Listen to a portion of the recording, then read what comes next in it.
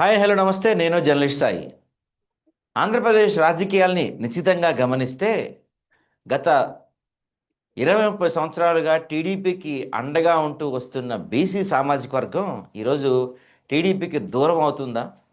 బీసీలందరూ టీడీపీని వదిలి వెళ్ళిపోతున్నారా? దాదాపుగా ఏపీలో అలాంటి సంకేతాలే కనిపిస్తున్నాయి. అసలు ఎందుకు బీసీలు టీడీపీకి దూరం జరుగుతున్నారు? అసలు ఆంధ్ర రాష్ట్ర రాజకీయాల్లో ఏం జరుగుతుంది? ఇలాంటి అంశాలన్నీ కూడా మనతో మాట్లాడడానికి అడ్వకేట్ శ్రీదేవి గారు ఉన్నారు. మేడంతో మాట్లాడదాం. నమస్తే మేడం. నమస్తే. గమనిస్తుంటే ఈ మధ్య కాలంలో అంటే ఎన్టీ రామారావు గారు పార్టీ పెట్టినప్పుడు ప్రధానంగా బీసీలే టీడీపీకి అండగా నిలబడుతూ వచ్చారు. ఆ తర్వాత కూడా కంటిన్యూ అయింది అది. తర్వాత చాలామంది అంటే చిరంజీవి గారు లాంటి వాళ్ళు పార్టీ పెట్టి అత్యధిక సంఖ్యలో బీసీలకి స్థానాలు ఇచ్చినప్పటికీ కూడా బీసీలు ఏ రోజు టీడీపీని వదిలి దూరం జరగలేదు. కానీ ఈ మధ్యకాలంలో చూసుకుంటే బీసీలు కొంత దూరం జరుగుతున్నట్టు కనిపిస్తుంది బీసీలు టీడీపీకి.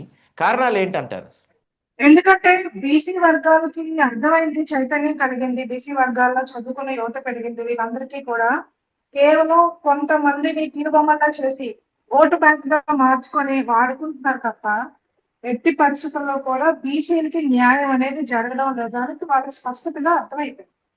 బీసీ వర్గాలు అందరికీ కూడా ఇప్పుడు చదువుకున్న వాళ్ళు ఎక్కువయ్యారు కాబట్టి వాళ్ళకి చాలా స్పష్టంగా అర్థమవుతుందండి ఎక్కడ అన్యాయం జరుగుతుంది తప్ప ఇక్కడ ఎక్కడ న్యాయం జరగదు.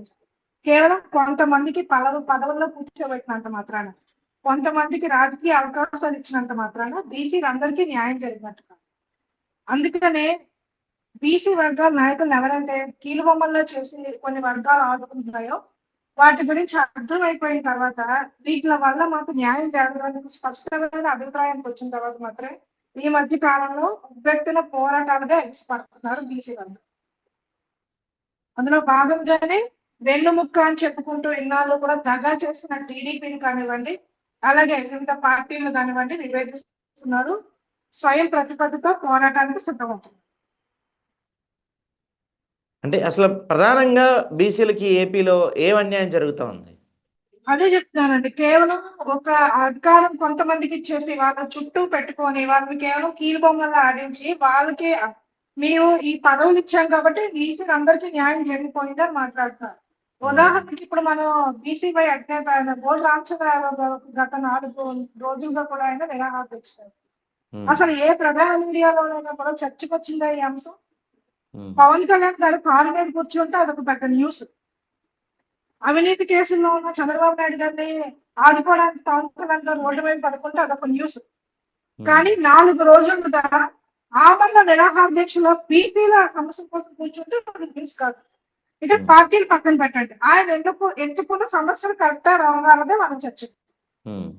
ఎందుకంటే పార్టీలు అంటూ విడిపోయారు, ప్రజలు ఇది పక్కన పెడతాం. సమస్యలు జెన్యూనా కాదు అక్కడ వరకు మనం చూద్దాం. ఆయన ఏమడుగుతున్నారు? కేవలం కార్పొరేషన్ అంటూ వదిలేయడం కాదు, వాటికి నిధులు కేటాయించండి అన్నారు. నిజమే కదా, నిధులు లేకపోతే కార్పొరేషన్ పెట్టి ఉపయోగం ఏంటి? మరి బీసీ వర్గాలు ఆర్థికంగా పురోగతి చెందాలంటే వాళ్ళకి నిధులు కేటాయించాలి కదా. మరి టీడీపీ ప్రభుత్వం నిధులు అంటే కేటాయించట్లేదు. అలాగే బీసీలకు రక్షణ చట్టం తీసుకొస్తామని చెప్పి ఎన్నికల్లో స్వయంగా లోకేష్ గారే మాట్లాడారు పదే. మరి బీసీల మీద ఎస్సీ వర్గాల మీద ఎన్నో దాడులు జరుగుతున్నాయి కదా. స్వయంగా మీ వర్గం వాళ్ళే బీసీ వర్గం మీద దాడులు చేశారు కదా. ఆడవాళ్ళని బట్టలు వివక్షలు చేసి కూడా కొట్టారు కదా. మరి ఇలాంటి పరిస్థితుల్లో మీరు ఏ యాక్షన్ తీసుకోవట్లేదు. మీరు ఏదైతే హామీగా ఇచ్చారో రక్షణ చట్టం అని దాని గురించి అడుగులు వేయడం లేదు. మరి అలాంటప్పుడు బీసీలకి ఇక్కడ రక్షణ ఎలా ఉంటుందంటే ఆంధ్రప్రదేశ్. మరి మీకు వెన్నుపట్టుగా నిలబడిన వాళ్ళే వెంటనే ఇచ్చేస్తారా మీరు? మరి అది కూడా సహేతుకమైనదే కదా. మరి రాజధాని అనేది ఒక వర్గానికి సంబంధించిందేనా? మీరు 90 పైసలకి భూములు ఇచ్చుకుంటాం, 1 రూపాయి భూములు ఇచ్చుకుంటాం అన్నారు. మరి బీసీ వర్గానికి ప్రాతినిధ్యం ఉండదా? మరి కొత్తగా వ్యాపారాలు మొదలు పెడుతున్న బీసీ వర్గాలకి భూమి కేటాయించాలి కదా. కేవలం మీ వర్గం వాళ్ళే కూర్చుంటామంటే, అది అమరావతి ప్రచారం చేసుకుంటామంటే మరి రాష్ట్రంలో మిగతా వర్గాల వాళ్ళు ఏం చేయాలి? ఈ రోజు మందికి అన్ని వర్గాల నుంచి కూడా మద్దతు వస్తున్నాయి.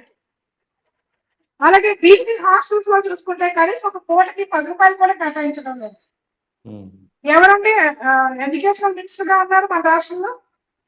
మరి దాని గురించి కూడా ఆయన ప్రస్తావించారు, దాని గురించి కూడా సమాధానం లేదు. ఇలా ఎన్నో ప్రశ్నలు ఉన్నాయి. ఎక్కడ కూడా ఇంకొకటి స్థానిక ఎన్నికల్లో కానివ్వండి, చట్టసభల్లో కానివ్వండి బీసీలకి 44% రావాలని చెప్పి ఆయన అంటారు. మరి మేము కట్టే పన్నులు కావాలి, మా ఓట్లు కావాలి, మరి మా ప్రాతినిధ్యం వద్దా? మరి కులగంగా అంటే మనకంటే అంటూ పవన్ కళ్యాణ్ గారు మాట్లాడారు గత ఎన్నికల్లో. మరి మనకంటే అంటే మరి మనం ఎంతమంది ఉన్నారో తెలియాలి కదండి. కులగంగా జరగాలి కదా. కుల ప్రాతిపదికనే కదా ఈ రాష్ట్రంలో ఎన్నికలు జరుగుతున్నాయి, అవకాశాలు వస్తున్నాయి. మరి ప్రజలు ఎంతమంది ఉన్నారో తెలియాలి కదా. తద్వారా కూడా పాలసీలు తయారు చేయడానికి అవుతుంది. మరి దానికోసం మీరు ఎందుకు చేయట్లేదు అంటే మీరు బీసీలు వాడుకోవడానికి తప్ప వాళ్ళ సమస్యల పరిష్కారానికి చిత్తశుద్ధి లేదు. అందుకని ఈ రోజు పార్టీలకు అతీతంగా ఆయనకు మద్దతు వస్తుందన్న అన్ని వర్గాలు చేరుతున్నాయంటే కావాలి. మీరు చూస్తే కాపు సామాజిక వర్గం కూడా చేరుతున్నారు. ఎందుకని మాకు కూడా భాగస్వామ్యం కావాలి కదా. మరి వాళ్ళ తరపున పోరాడడానికి కూడా ఎవరు లేరు కదా. ఇలా అన్ని వర్గాలకు కూడా మద్దతు పెరుగుతుంది. మా వర్గాలకు కూడా న్యాయం చేయాలంటే ప్రతి వర్గం ముందుకొస్తుంది. అందులో ముఖ్యంగా అత్యధిక శాతంలో ఉన్న బీసీ వర్గాలు. ఖచ్చితంగా ఈ రోజు మంగళ జిల్లాలో దీక్ష జరుగుతుంటే మరి లోకేష్ గారు కనీసం కొంతమంది పంపించవచ్చు కదండి, బృందాన్ని పంపించవచ్చు కదా.